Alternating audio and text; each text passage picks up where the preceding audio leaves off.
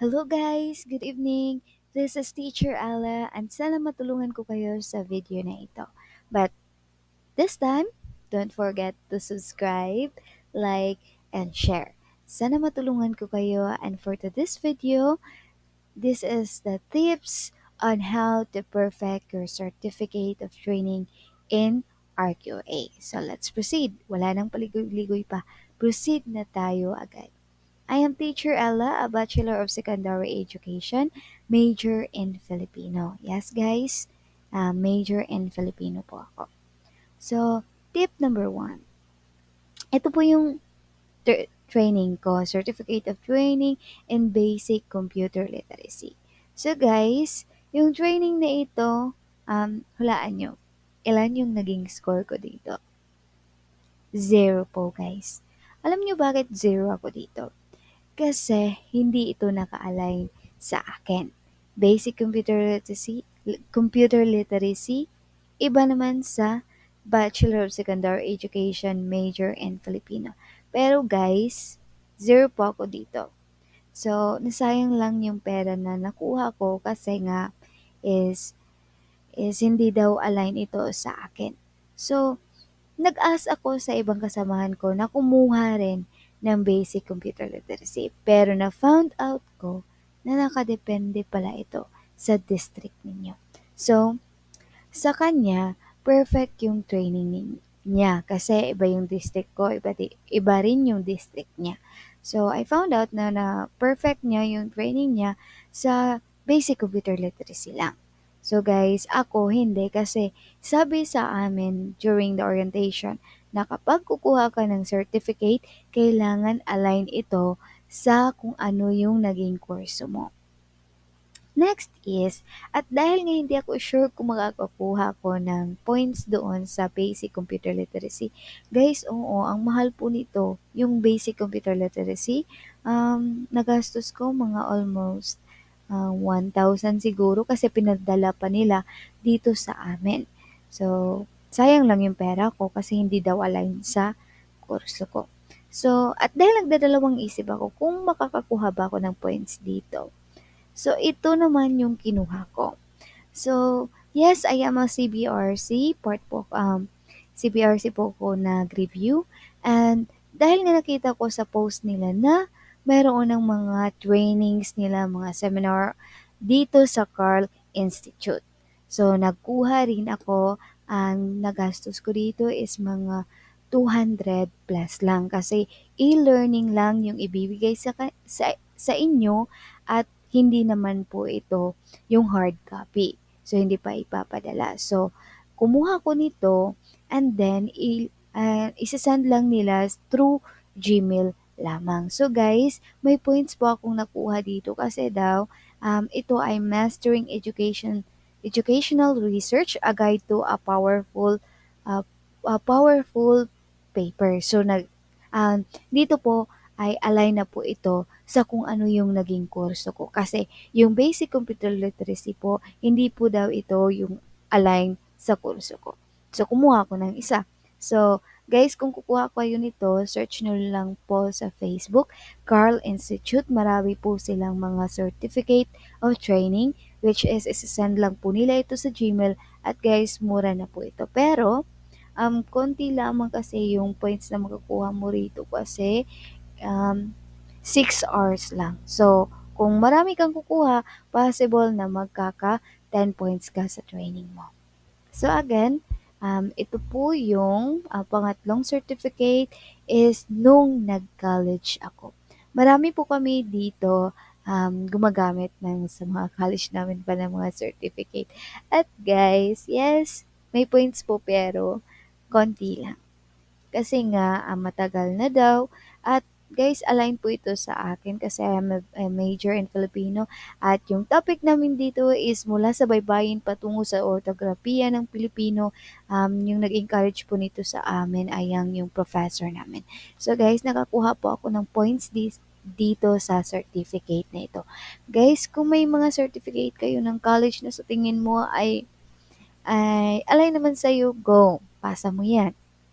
Pangalawa, if nagma-masteral ka guys, pwede mo rin ipasa yung mga certificate mo. Yun po yung ginagawa ko.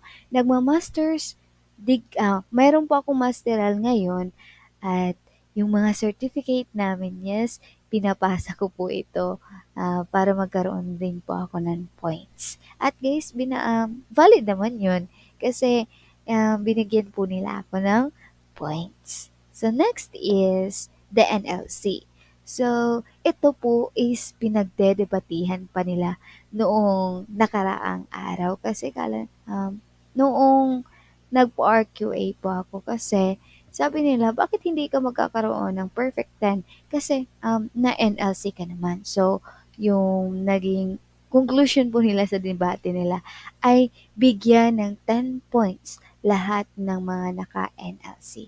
If guys, meron po kasi sa amin sa district namin, kung gusto mong mag-volunteer sa NLC, yes, may makukuha ka pang pera at magkakaroon ka pa ng certificate. Ako po ay last year, nag-NLC po ako, nakakuha po ako ng certificate at the end ng NLC at ang pangalawa, nakakuha po ako ng pera. Yes, yung meal allowance nila is nasa 3,000 mahigit yata yung nakuha ko. So, very thankful pa rin ako kasi pwede yung mga volunteer teacher dito. So, basta pag DepEd ang pag DepEd yung mga certificate mo, yes, may points agad ito, guys.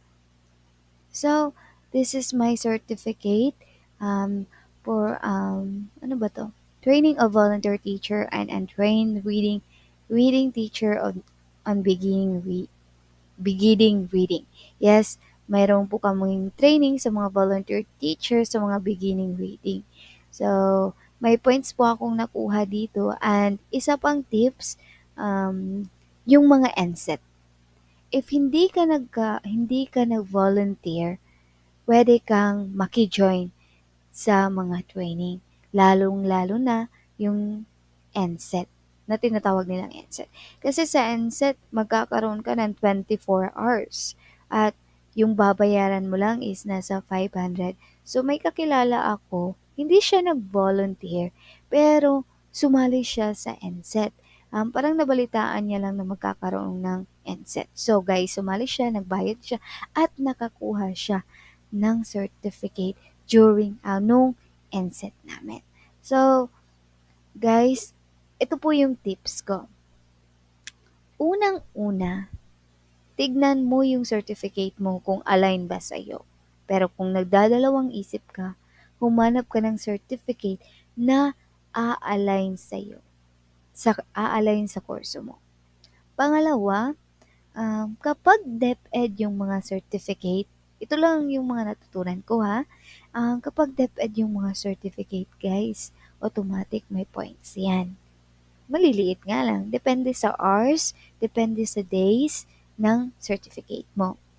Pangatlo, kung naghahanap ka ng mga certificate sa Facebook, make sure lang na legit sila or kaya naman mag-chat ka lang ng mag-chat sa kanila.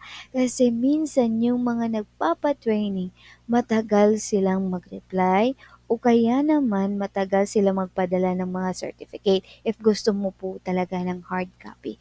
Kasi yung hard copy, ipapadala pa lang nila yon.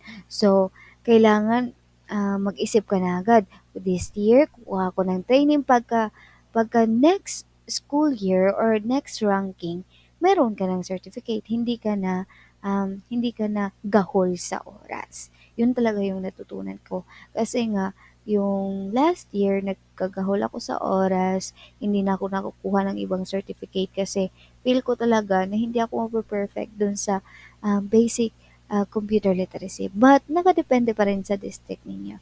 So guys, lahat ng mga sinabi ko, nakadepende pa rin po sa district ninyo kasi iba-iba naman tayo ng district, iba-iba naman tayo ng division. Pero yung tip ko talaga, para sure ka, kailangan, para sure na makuha mo talaga yung perfect 10, align sa kurso mo. Yeah, that's it.